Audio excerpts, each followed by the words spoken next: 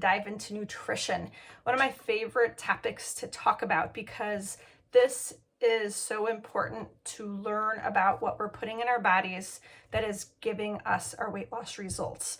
It really has been over the last 5 years that I've really seen some great research and studies done on perimenopausal, menopausal, and postmenopausal women that address specifically the weight issues that we all deal with, or most of us deal with, through our midlife.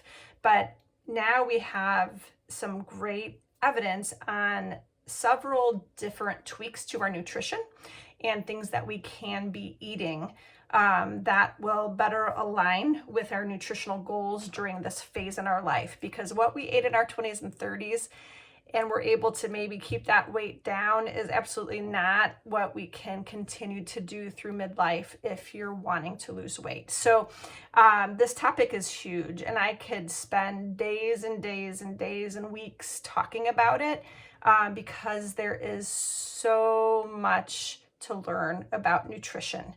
With every food, every drink that we're putting in our body, it's affecting the insides of us and our cells and our inflammation. So there's so much going on with nutrition, but I try to keep things simple and focused and try to give you the very basic information that will at least help you get started in your weight loss. Okay.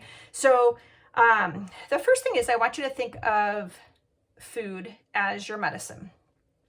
I want you to think of every broccoli, every blueberry,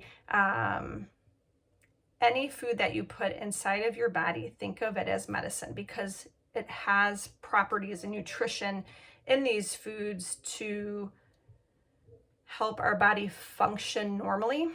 Okay, so what we're eating is then affecting our energy, our moods, our weight, just how our body is functioning normally with our thyroid and our gut.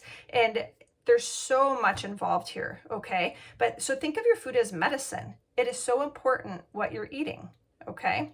So it is so important to, during this time, one easy way to look at nutrition during this time in our life is eat real food. Okay, what do I mean by that? So real food means anything grown from the ground, anything, if you're looking into animal products, anything that's milked from a cow, or organic if possible with your meats. But all of these foods, so the best nutrition that lifestyle medicine recommends is a whole food plant-based diet. So does that mean you can't eat meat? No, I'm not a vegetarian, okay? But I definitely have taken a retreat from meat over the last handful of years as I've learned more information about nutrition.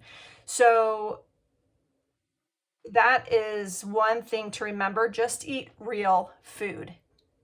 Real food. If it's grown, if God made it, if it's been in the earth, if humans ate this same food thousands of years ago, like that's what we want to be eating, is that real food, okay? Processed food has come into play really over the last 150 years.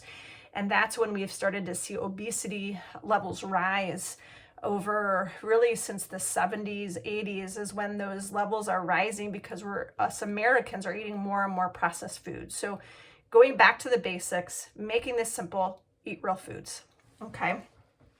So I wanted to share with you 3 common myths that I hear a lot from patients over the last 20 years, okay?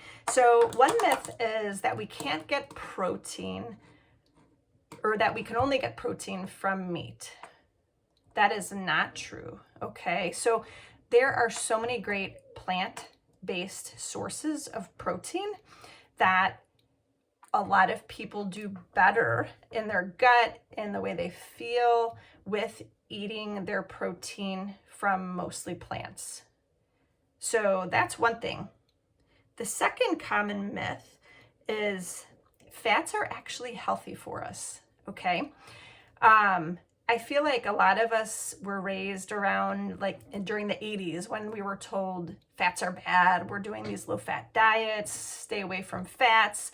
So because of that, I have really worked with clients and patients alike to encourage them to start incorporating more healthy fats into their diet, especially again during midlife. Our bodies need more healthy fats. That's been a big shift for most women in our mindsets. We just aren't used to eating this way through the US American diet. We're used to being told to avoid fats, okay? But we actually want to bring more healthy fats into the diet. That's going to help you lose weight during this phase in your life, especially, okay? So the best fats are unsaturated fats, okay? There's saturated fats and unsaturated. Saturated, think McDonald's, French fries, stuff that are fried. I think we all know that that stuff is bad for us. When I say bad, I just mean, yeah, like it clogs our arteries, it increases inflammation, increased risk of cancers, increased risk of heart attack, diabetes. So all that saturated fats are no good. The unsaturated fats are actually where we want to be eating more of, okay? And unsaturated fats are broken down into monounsaturated and polyunsaturated. You don't have to be experts on this, but I just wanted to give you an overview quickly of fats because I think they're so important. The monounsaturated fats are the foods that you probably like, but I want you to eat more of. So oils, olive oil, extra virgin olive oil, avocado, seeds and nuts. Seeds and nuts, incorporate more of these on your diet. Bring them with you. They're easy to travel with. You can sprinkle them on salads, but seeds and nuts are a really good source of healthy monounsaturated fats, okay? Then we have the polyunsaturated fats, which the most common are the omega-3. I think most of us have heard of. So that really comes from our fish sources. That is a great way to also eat more fats. Fish, white meats, I feel like we've all heard those are better for us. So don't forget about your seeds and nuts. Natural peanut butter is actually okay, but make it natural, not regular peanut butter. Regular peanut butter has more sugar, and that's where we're trying to get away from here. So the last of the three common myths is that it takes longer to cook or more expensive to eat healthy. This is just not true, okay? So eating a whole food plant-based diet, and when I say diet, I don't mean like temporary, like that's just a way of living. In the medical world, we just call diets like the way of your eating habits, okay? This is not like a new diet trend. It's just a healthy way of eating. If you guys have ever heard of the Blue Zones, this is a really good group that researchers have studied through the years, especially with lifestyle medicine, that look at the areas in the world that have lived the longest, and they look at their culture and what they're eating. And they have really shown that, you know, it's not expensive to eat healthy, and in fact it's easier to eat healthy. And some of these fresh healthy meals you can whip up in 5 to 10 minutes. It's quicker than going to McDonald's and waiting through the drive-through line. So, and it ends up being cheaper, okay? So, and it fills you up longer, and you feel fuller, you feel better when you're eating real healthy foods planned. So I do want you to, and I encourage you to continue logging your foods. I would encourage you, as long as you're trying to lose weight, keep logging. That is a great tool to use. I also want you to think of some of the medical problems that maybe you're dealing with now. High blood pressure, high cholesterol, diabetes, even certain types of cancers. So most of these diseases are preventable with what we're eating, okay? We are finding in the medical world that different cancers, colorectal cancer, breast cancer, endometrial cancer, esophageal cancer, there's a list of them. They're actually preventable to a certain point, right? I understand there's genetics, that play a role, and environmental factors. But if we can improve our health through using food as medicine, this is what I want to help you to learn, okay? Because the healthier you treat your body now, the better outcomes you are going to have down the road. In clinic every day, I treat patients with all these chronic diseases every single day in, day out. And I miss telling you that depression, anxiety, bipolar disorder, all the mental health disorders too, they also have been linked, and we can contribute some of our eating habits and nutrition. Think about when you eat a bunch of sugar, like kids eat a bunch of sugar, they're bouncing off the walls first, like they get this big dopamine rush, this big sugar rush, and then their sugars crash, and then they're grouchy and cranky.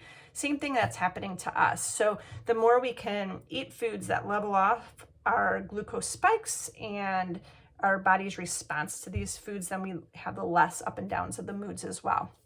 So, but if you think about the high blood pressure, high cholesterol, diabetes, I have worked and treated patients for years that have these chronic conditions. They're able to lose 5 to 10% of their body weight, which doesn't sound like a lot for someone that might have a lot more to lose.